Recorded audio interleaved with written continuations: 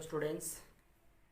जैसे कि हम लास्ट क्लास में पढ़ चुके हैं कि अरसास एक विज्ञान है। हमने लास्ट क्लास में पढ़ा था कि अरसास एक विज्ञान है और उसके बाद हमने ये भी देखा कि विज्ञान के जो खुद के उसके कुछ फीचर्स होते हैं। हम विज्ञान को विज्ञान क्यों कहते हैं, उसके बारे में हमने कुछ तथ्य देखे कि किस तरह से विज्ञान को एक तथ्य पे आधारित जो विज्ञान है वो तथ्यों का क्या है, एक क्रमबद्ध ज्ञान है। जब हम किसी क्रिया को, किसी प्रतिक्रिया को जब हम क्रमबद्ध तरीके से उसको प्राप्त करते हैं, कोई भी जब प्रोसेस एक सिस्टमैटिक ढंग में होता है, सिस्टमैटिक तरीके से होता है, तो हम उसको विज्ञान कहते हैं। हमने देखा और समझा कि विज्ञान क्या होता है। आज हम ये देखेंगे कि विज्ञान को समझने के बाद हम ये देखते हैं क्या जो विज्ञान के जो फीचर्स हैं, जो नेचर्स हैं, वो अरसास में आते हैं या नहीं आते हैं।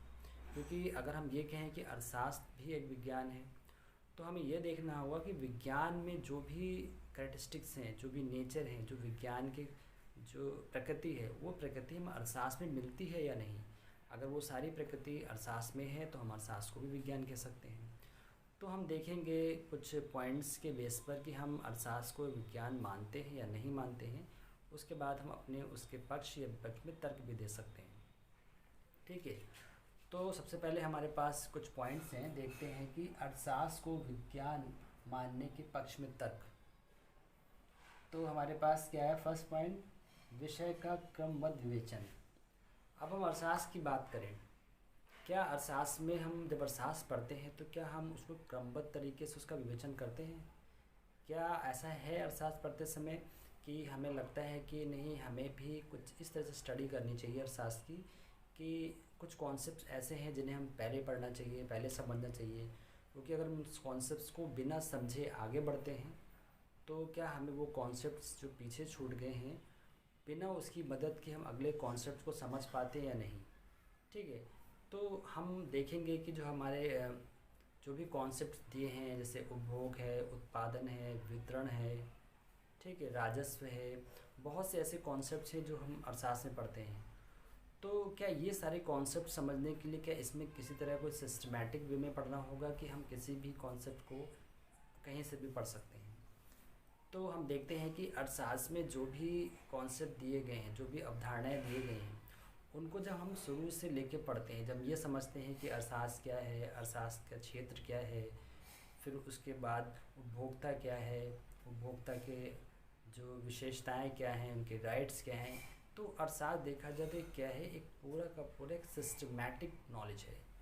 जब हम अरसास को एक सिस्टम के थ्रू पढ़ते हैं, जब हम शुरू से पढ़ते हैं कि सूक्ष्म अरसास क्या है, व्यापक अरसास क्या है, ठीक है, इंटरनेशनल इकोनॉमिक्स क्या है, तो ये सारी बातें जब हम क्रमबद्ध तरीके से पढ़ेंगे तभी हम एक पूर्ण अरसास का हमें नॉलेज हो पाएगा। अगर हम कोशिश ये करें कि हम कुछ कॉन्सेप्ट छोड़ के अरसास को पढ़ना शुरू करेंगे तो हम कहीं ना कहीं कंफ्यूज होंगे और समझ में भी नहीं आएगा कि ये जो कॉन्सेप्ट है इसके बदले में हम इसके में कहाँ पे हम कौन सा टॉपिक है जो मिस कर रहे हैं। तो हम क्या समझ में आता है कि हम ये देखते हैं कि जो भी हम, चाहे वो अरसास या कोई भी विषय हो, जब तक वो क्रमबद्ध तरीके से हम नहीं पढ़ेंगे तब तक हमें वो विषय वो समझ में नहीं आएगा। तो उसी तरह अरसास, तो हम यहाँ देख रहे हैं जिस तरह की हमने देखा कि विज्ञान क्या है, क्रमबद्ध एक शास्त्र है। क्योंकि हम विज्ञान में किसी कॉन्सेप्ट को या किसी सिद्धांत को समझना चाहते हैं तो हमें एक स्टेप बाय स्टेप उसको समझना होगा, तभी हम ये समझ पाएंगे कि जो भी निष्कर्ष निकला है उसके पीछे क्या क्या जो क्रम रहा है, क्या स्टेप्स रहे हैं। ठीक है, तो इस आधार पे हम कह सकते हैं जो कि जो अरसास भी क्या है, एक क्या है, विषय का क्रमबद्ध विवेचन है। हम जब अरसास विषय को पढ़ते हैं तो क्रम से पढ़ते हैं, एक हम शुरू से लेकर आखिर तक पहुंचते हैं, ना कि हम पीछे से पढ़ना शुरू करते हैं। तो हम कह सकते हैं कि अरसास भी क्या है, एक विज्ञान है।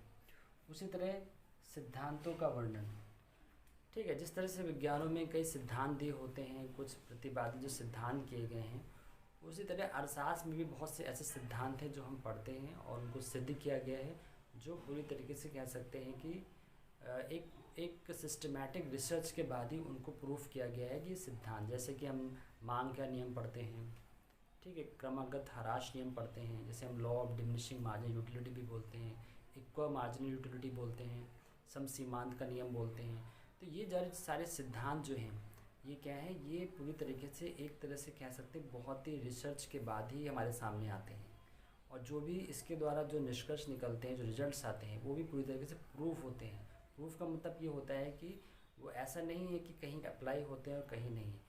उन नियम, उन सिद्धांतों को हम कभी भी कहीं भी अप्लाई करते हैं उनके मान्यताओं के आधार पर, तो वो हर जगह उनका जो रिजल्ट्स होता है, जो निष्कर्ष होता है, वो समान ही होता है।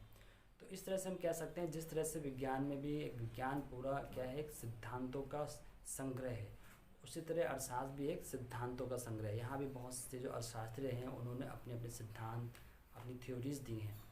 तो उन थ्योरीज़ के आधार पर ही ये पूरा एक विज्ञान, पूरा एक शास्त्र बना है जिसको हम अर्थशास्त्र बोलते हैं। उसके बाद क्या है, सार्वभौमिक सत्य।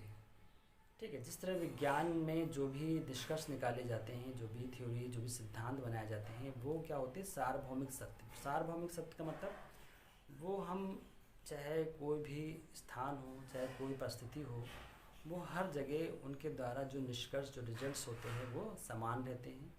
उनमें जो भी हमको फाइंडिंग्स मिलती हैं वो हर सिचुएशन में और हर परिस्थिति में, हर स्थान में एक ही होती हैं। उसी तरह हम अर्थशास्त्र की जब बात करते हैं तो अर्थशास्त्र में भी ऐसा ही होता है। जो भी नियम हो, चाहे क्रमागत ह्रास नियम हो, चाहे मांग का नियम हो, चाहे पूर्ति का नियम हो, चाहे उत्पादन का नियम हो, उत्पादन का जो प्रोडक्शन फंक्शन हो, उसमें जो भी निष्कर्ष और जो मान्यताओं के आधार पर जो भी हम निष्कर्ष निकालते हैं वो हर स्थिति, हर परिस्थिति, हर समय और हर स्थान पर एक जैसे ही होते हैं। जैसे हम मांग के नियम की बात करते हैं, मांग के नियम मार्शल ने क्या बताया था कि जब वस्तुओं का प्राइस बढ़ता है तो उसकी जो मांग होती है वो घटने लगती है। तो ये एक तरह से देखा जाए सार्वभौमिक सत्य है। अगर हम कहीं पे भी देखते हैं जब वस्तुएं महंगी होती चली जाती हैं तो उनकी जो मांग होती है वो कम होती जाती है। तो इस तरह से हम कह सकते हैं कि अर्थशास्त्र भी एक सिद्धांत, जो यहाँ पे जो भी सिद्धांत और जो थ्योरीज दी गई हैं वो पूरी तरीके से सार्वभौमिक सत्य पे आधारित होती है, ना कि कहीं एक स्थान और एक परिस्थिति की बात करते हैं। फिर उसके बाद है मुद्रा का मापदंड।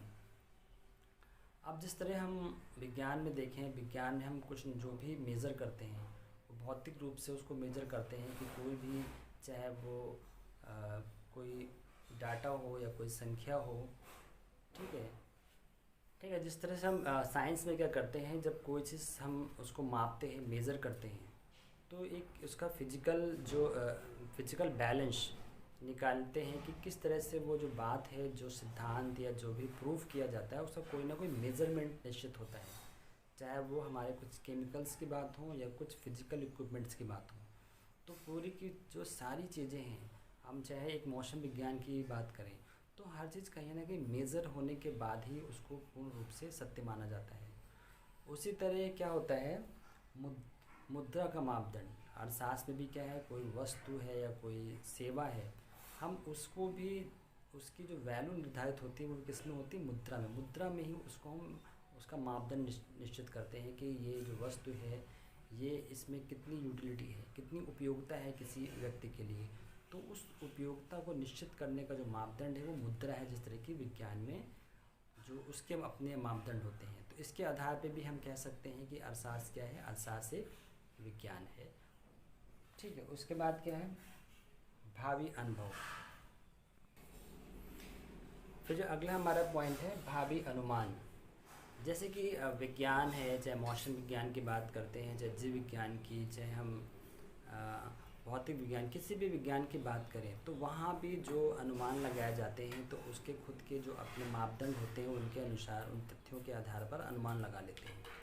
उसी तरह हम अर्थशास्त्र में भी क्या करते हैं, तो हमारे पास जो इकोनोमेट्रिक्स है, स्टैटिस्टिक्स हैं, तो इनमें जो भी फॉर्मूलेज दिए गए हैं उनके आधार पे हम अनुमान लगाते हैं या ये देखते हैं कि मांग कितनी बढ़ेगी, कितनी घटेगी, पूर्ति के पक्ष में जो भी हम निर्णय लेते हैं, ये सारी बातें हम जो भी अर्थशास्त्र में जो हमारे पास मापदंड, उसके मापने के जो मेजरमेंट्स दिए हैं, जो भी इक्विपमेंट्स दिए हैं अर्थशास्त्र के, हम उनके द्वारा ही हम अर्थशास्त्र में भी अनुमान लगा सकते हैं कि भविष्यवाणी कर सकते हैं कि आने वाले समय में किसी वस्तु की मांग कितनी बढ़ेगी, कितनी घटेगी, वस्तुओं के मूल्य में क्या परिवर्तन होंगे।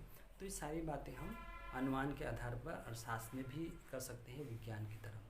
तो हमने देखा कि जो हमने जो अर्थशास्त्र के पक्ष को एक विज्ञान मानने के पक्ष में तर्क दिए हैं, इन तर्कों के आधार पर हम कह सकते हैं कि जो अर्थशास्त्र क्या है वो भी एक विज्ञान है।